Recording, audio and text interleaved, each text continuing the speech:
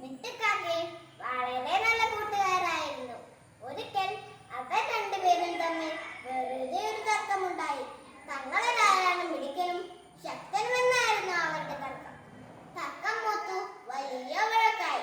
കിട്ടുക്കാക്ക പറഞ്ഞു, തങ്ങളിൽ ആരാണ് മിടുക്കനും ശക്തനുമെന്ന് നമുക്ക് പരീക്ഷിച്ചു നോക്കാം. മിട്ടുക്കാക്കയ്ക്ക് സമ്മതമായി. കിട്ടുക്കാക്ക ദുഷ്ടനും കൗശലക്കാരനുമായിരുന്നു. കിട്ടുക്കാക്ക തന്റെ സഞ്ചിയിൽ പഞ്ഞിത്തുണ്ടുകൾ നിറച്ചു. മിട്ടുവിന്റെ സഞ്ചിയിലോ ഉപ്പും നിറച്ചു. രണ്ടുപേരും പന്തയത്തിന് തയ്യാറായി.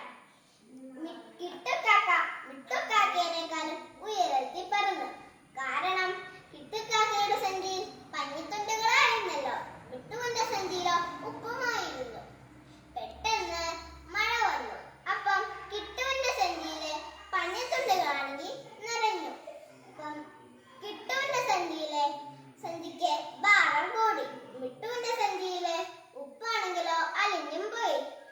അപ്പം മിട്ടു ഉയരത്തിൽ പറക്കെ പന്തയത്തിൽ ജയിക്കുകയും ചെയ്തു.